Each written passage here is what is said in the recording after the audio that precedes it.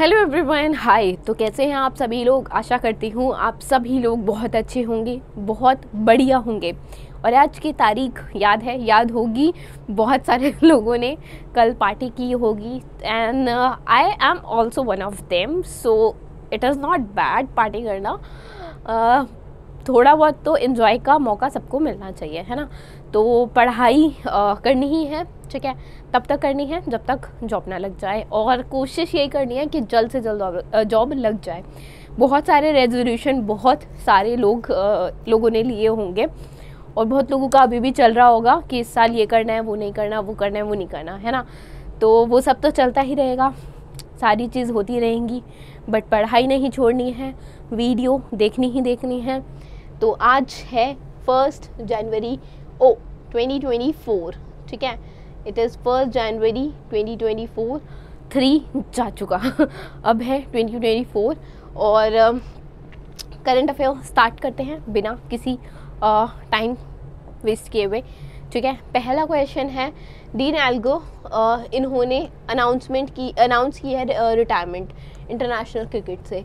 तो ये बेसिकली किस कंट्री से, किस देश से बिलोंग करते हैं? तो डीन एल्गर जो है वो इंटरनेशनल क्रिकेट से रिटायरमेंट लेने वाले कैप्टन हैं। ये साउथ अफ्रीका के कैप्टन हैं, ठीक है। किसके कैप्टन हैं? साउथ अफ्रीका के। अभी मैच खेलने वाले हैं ये, ठीक है, 2 दिन बाद ही। हाँ, देखो 3 जनवरी को ये खेलेंगे, उसके बाद ठीक है ही विल बी रिटायर्ड, ठीक। तो इन्होंने बेसिकली 5000 से ज़्यादा रन मारे हैं, 13 सेंचुरीज़ हैं उनमें शामिल, और 84 टेस्ट मैच में इन्होंने 5000 से ज़्यादा रन मारे हैं, जिसमें 13 सेंचुरीज़ है। और सबसे ज़्यादा रन की बात करोगे तो 199 रन जो है बांग्लादेश के विरुद्ध इन्होंने 2017 में रन्स अचीव किए, स्कोर किए हैं, ठीक है। और साउथ अफ्रीका के ये 8वें हाईएस्ट स्कोरर हैं रन के मामले में, ठीक है, टेस्ट में। चलो आगे चलते हैं। स्टेटमेंट्स को कंसीडर करना है। सहस्त्रा रामानुजम प्राइज से रिलेटेड कुछ स्टेटमेंट है, इनकरेक्ट वन बताना है। देखो ये हम डिस्कस कर चुके हैं पहले ही पिछले साल कि किसको मिलना था, ठीक है, 2023 का अभी मिला है। तो इसके बारे में भी एक बार बात कर लेते हैं, रिवाइज हो जाएंगे कंसेप्ट भी, ठीक है। तो इनकरेक्ट स्टेटमेंट बतानी है सहस्त्रा रामानुजम प्राइज से रिलेटेड। तो अवार्ड जो प्रेजेंट किया गया है, अच्छा ये 30 साल नहीं होता, ये 32 साल होता है, ठीक है। तो 32 ईयर्स होते हैं, ठीक है। तो जो अवार्ड है वो प्रेजेंट किया जाता है हर साल इंडिविजुअल्स को जो जिनकी एज 32 और बिलो है, in the field of mathematics. ये बिल्कुल ठीक है, मैथमेटिक्स ठीक है, बट ये 32 गलत है, तो पहला तो गलत, इनकरेक्ट हो जाएगा। आगे देखते हैं। ये जो प्राइज़ है वो $10,000 का प्राइज़ है, तो ये बिल्कुल ठीक है, इसमें कोई दिक्कत नहीं है। आगे ये जो 23 का अभी प्राइज़ मिला है, सहस्त्रा रामानुजम प्राइज़ 2023 का, वो जुयांग जैंग को मिला, रुईजैंग जैंग को मिला है। तो ये बिल्कुल सही है, करेक्ट है, सिर्फ 1 इनकरेक्ट है, that is C option correct answer है, ठीक है। टी रामास्वामी फॉर्मर जो सेक्रेटरीट हैं department of science and technology के, उन्होंने प्रेजेंट किया है 22 और 23 का, ठीक है। तो 23 के आप जानते ही हैं, रुईजियांग जैंग असिस्टेंट प्रोफेसर हैं यूनिवर्सिटी ऑफ कैलिफोर्निया USA में। और जो 22 का था वो युनकिंग तांग को मिला है, ठीक है, जो यूनिवर्सिटी ऑफ कैलिफोर्निया USA में ही प्रोफेसर हैं, असिस्टेंट प्रोफेसर हैं दोनों। सहस्त्रा रामानुजम प्राइज़ दिया जाता है मैथमेटिक्स की फील्ड में, जैसा भी हमने देखा 2005 में बेसिकली इसको इंस्टीट्यूट किया गया, ठीक है। $10,000 प्राइज़ मनी होती है 32 साल से ऊपर के 32 साल और 32 साल से कम के उम्र के लोगों को, जो मैथमेटिक्स की फील्ड में जिन्होंने काफ़ी अच्छा उम्दा काम किया होता है, उनको दिया जाता है। आगे चलते हैं। किस कंट्री की नेवी ने ऐड की है 2 domestically produce sophisticated cruise missile? एक का नाम है तलेहा और दूसरा है नसीर। तलेहा और नसीर किसने बेसिकली क्रूज मिसाइल्स को किसने अपने जो आर्सनल है उसमें शामिल किया है? तो ये किया है ईरान ने। किसने किया है? ईरान ने शामिल किया है। तो ईरान की जो नेवी है उसने 2 डोमेस्टिकली प्रोड्यूस सोफिस्टिकेटेड जो मिसाइल है तलेहा और नासिर इनको अपने आर्सेनल में शामिल किया है। अगर तलेहा की बात करोगे तो 1000 किलोमीटर से ज़्यादा की इसकी रेंज है और ट्रैवल के दौरान टारगेट्स को चेंज करने की कैपेसिटी भी है। नासिर की बात करोगे तो 100 किलोमीटर का इसका टारगेट है और इंस्टॉल की जा सकती है ये वॉरशिप में, तो हेल्प करेगी ईरान को इन मेनी वेज। ठीक है, आगे चलते हैं। अभी हाल ही में डेवलपमेंट के अनुसार जो यूपी है, उत्तर प्रदेश है, उसने प्लान किया है कि यूपी जो है इंडिया का पहला, India's first AI artificial intelligence city बनाएगा। तो ये कहाँ पे बनाएगा? लखनऊ में, आगरा में, मेरठ में, प्रयागराज में, नोएडा में, कहाँ पे? तो ये बनेगा लखनऊ में। ठीक है, कहाँ बनेगा? लखनऊ में बनेगी एआई सिटी। एंड ये यूपी सरकार ने, यूपी गवर्नमेंट ने प्लान किया है कि भारत की, इंडिया की पहली एआई सिटी बनेगी लखनऊ में। ये इनिशिएटिव है, the initiative is aim to create a thriving hub for artificial intelligence, integrating cutting edge technology, research center, educational institute to foster innovation and nurture the workforce of the future, right? और Lucknow houses center of excellence area जैसे AI हो गया या medtech हो गया, extensive AI integrated, इन सब में they are going to excel। and government जो है वो 40 एकड़ का जो लैंड है, बेसिकली 40 एकड़ जो है नदरगंज में, नदरगंज इंडस्ट्रियल एरिया में प्रोवाइड करेगी इस प्रोजेक्ट के लिए। ठीक है, चलो आगे चलते हैं। Pramod Agrawal has been named the new chairman of BSE, Bombay stock exchange के न्यू चेयरमैन जो है वो बने हैं प्रमोद अग्रवाल जी। अच्छा, अब इन्होंने किसको रिप्लेस किया है? ठीक है, तो कौन सा आंसर करेक्ट होगा? देखो, मुंद्रा जो है, एसएस मुंद्रा को रिप्लेस किया है इन्होंने। ठीक है, एसएस मुंद्रा जो है वो करेक्ट आंसर है। बीएसई की बात करोगे तो बीएसई का जो हेडक्वार्टर है वो मुंबई में है। ठीक है, बीएसई का हेडक्वार्टर मुंबई, महाराष्ट्र में है। और सुंदरा रमनम और रामामूर्ति, सुंदरा रमनम, रामामूर्ति एक के नाम है, दो नाम नहीं है, तो और वाली बात नहीं है। एमडी और सीईओ है। ठीक है, एमडी एंड सीईओ कौन है? सुंदर रमन रामा मूर्ति। ठीक है, ये RTY है। ठीक, I think it is visible to you. ठीक है, तो बीएसई के अपॉइंट हुए हैं चेयरमैन। ठीक है, प्रमोद अग्रवाल जी। किसने अपॉइंट किए हैं? सेबी ने, security and exchange board of India ने। ठीक है, अप्रूव किया है इनका अपॉइंटमेंट और ये 17 जनवरी से काम करना शुरू कर देंगे। ये इससे पहले चेयरमैन रह चुके हैं कोल इंडिया के जून 2023 तक। ठीक है, आगे चले। कई बार ऐसे भी पूछ लेता है कि अभी बीएसई के चेयरमैन नियुक्त हुए हैं, तो इन्होंने इससे पहले कहाँ, किस ऑर्गेनाइजेशन में काम किया, इससे पहले कहाँ कार्यरत थे, ऐसे करके भी कई बार जब पूछना होता है तो कुछ भी पूछा जाता है ना। आगे देखते हैं। How long has the Indian government extended the duty extension on imported मसूर दाल, दैट इज़ लेंटल्स। ठीक है, तो मसूर दाल पे जो ड्यूटी, जो इम्पोर्ट ड्यूटी की एक्सटेंशन है, मतलब छूट दी जाती है, जो वो कब तक और बढ़ा दी गई है? देखो, छूट दी क्यों जाती है? छूट अगर बात करोगे, पहला जो आंसर है वो है मार्च 2025 तक बढ़ा दिया, 31 मार्च 2025 तक। अब छूट दी क्यों जाती है? छूट इसीलिए दी जाती है ताकि बेसिकली एक तो रीज़न होता है कि जैसे जब छूट नहीं दी जाती, जब टैक्सेस लगते हैं, तो टैक्सेस लगने के बाद जो बेचा जाता है ना, प्राइस क्या होता है? एक प्राइस होता है जो बनने में किसी पर्टिकुलर, जैसे मान लो यहाँ मसूर दाल की बात कर रहे हैं, तो मसूर दाल के बनने में जो भी खर्चा आया, ठीक है, उसको लाइक कल्टीवेट किया गया किसान ने, ठीक है, क्रॉप उगाई, फिर निकाली, तोड़ी, छाटी, सब सारा काम हो गया। ठीक है, जब पैक्ड होके भी आ गया, लाइक जो भी यूनिट है, ठीक है, जहाँ पे पैकिंग होती है, वहाँ तक का भी सारे एक्सपेंस जोड़ के उसके बाद जब जो भी टैक्सेस लगते हैं, तो उसके बाद वो टैक्सेस भी लगते हैं और टैक्सेस भी ऐड होते हैं। जब टैक्सेस ऐड हो जाते हैं तो जब कोई भी सामान आप बाहर इंपोर्ट करते हो, ठीक है, तो उसका जो प्राइस होता है, फिर वो जो प्राइस होता है उस प्राइस पे सेल किया जाता है जब टैक्सेस लग जाते हैं, ठीक है। भारत में तो कोई टैक्स नहीं लगता, जीएसटी है, ठीक है। वो भी उसके लिए है जब जो लास्ट है लाइक जो एंड यूज़र है वो पे करेगा इन अ वे, ठीक है।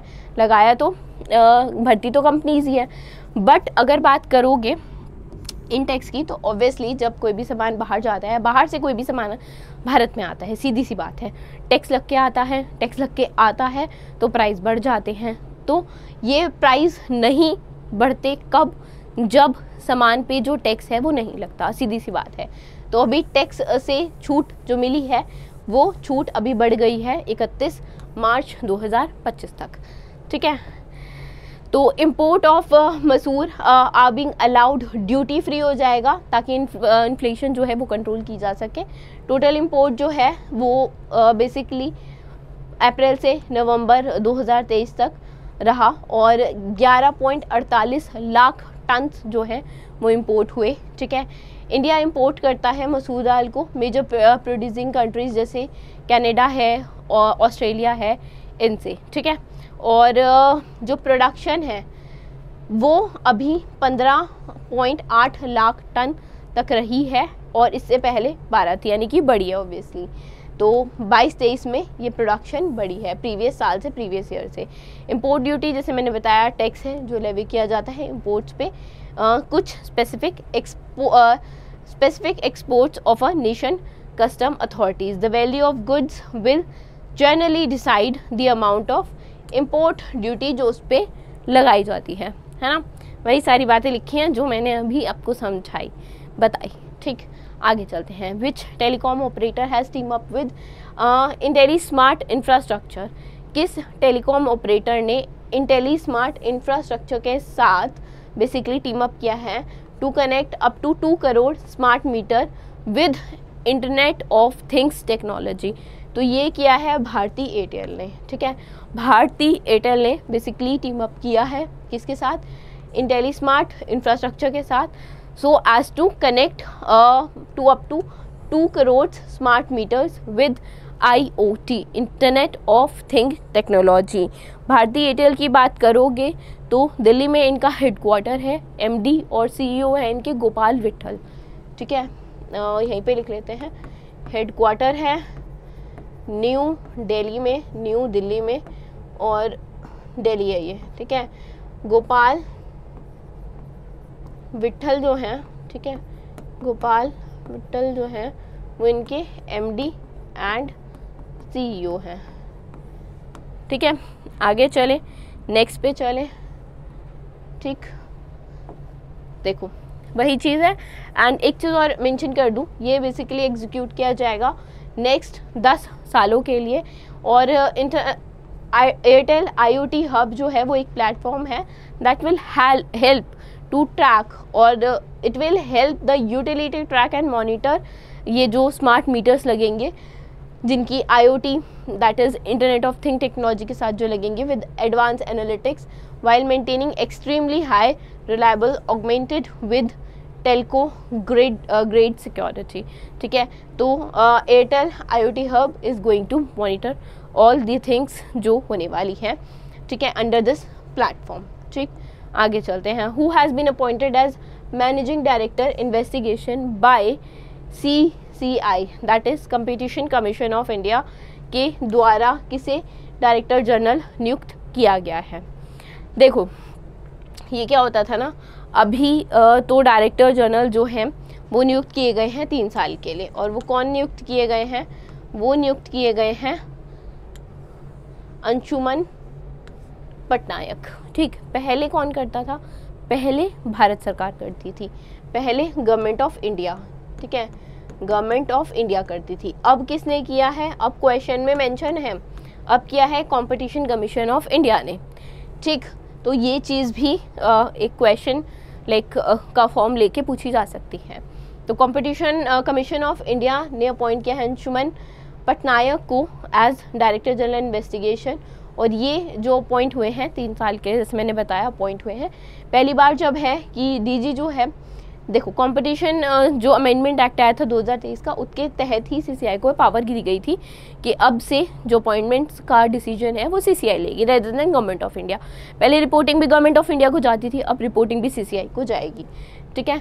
तो प्रीवियसली अपॉइंटेड सेंटर के द्वारा किया जाता था और अकाउंटेबल थे गवर्नमेंट ऑफ इंडिया को, सीसीआई को नहीं थे। बट अब ऑब्वियसली जो पावर्स हैं वो सीसीआई को दे दी गई हैं, ठीक है। सीसीआई की बात करोगे तो दिल्ली में हेडक्वार्टर है और रवनीत कौर जो है वो चेयरमैन है, ठीक है। दिल्ली में हेडक्वार्टर है और रवनीत कौर जो हैं वो चेयरमैन हैं, ठीक है। किसके? सीसीआई, ठीक, कंपटीशन कमीशन ऑफ इंडिया के, ठीक है। अच्छा, इन्होंने किसको रिप्लेस किया है, ये क्वेश्चन भी पूछा जाएगा, ठीक है। तो अतुल वर्मा है, उनको रिप्लेस किया है, ठीक है। अतुल वर्मा को रिप्लेस किया है, ठीक है, रिप्लेस्ड। चलिए आगे नेक्स्ट देखें, चलो। Which among the following has bagged the prestigious Engineering News Record 2023 Global Best Project Award for the construction of New Parliament Building? New Parliament Building के कंस्ट्रक्शन के लिए बेसिकली किसे prestigious engineering news award 2023 best project award से सम्मानित किया गया है? तो ये जो कंसिस्टेंट सर्विसेज हैं जो टाटा प्रोजेक्ट्स ने दी हैं, टाटा प्रोजेक्ट्स के थ्रू मिली हैं बेसिकली, उसके लिए ये अवार्ड इन्हें दिया गया है। टाटा प्रोजेक्ट एक leading engineering procurement and construction company है इंडिया में और इसने बैक किया है engineering news record 2023 global best project award for the construction of new parliament building. और ये रिकॉग्नाइजेशन रीइंफोर्स करता है टाटा प्रोजेक्ट की कमिटमेंट को, that is delivering predictable and sustainable project through innovation and technology, ठीक है। जो हम बात कर रहे हैं engineering news record global best project award की, ये रियोन्ड अवार्ड है for highlighting the world's most remarkable engineering feat, जो इंजीनियरिंग के क्षेत्र में, इंजीनियरिंग के क्षेत्र मतलब जैसे बनाना हुआ, ठीक है, कोई चीज़ जैसे न्यू जो पार्लियामेंट बिल्डिंग है उसको बनाना, दैट इंजीनियरिंग के क्षेत्र में जब किसी ने बहुत ही उपलब्धि हासिल की हो एंड जो प्रोजेक्ट्स हैं जिन्होंने बहुत अच्छा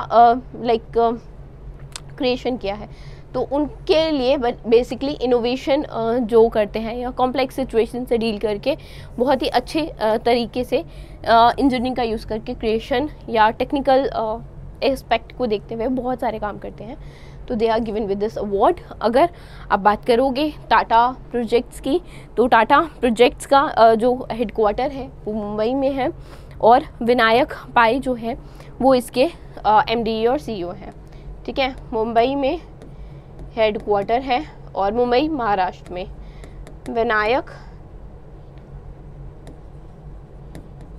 पाई, ठीक है, विनायक पाई, ठीक है।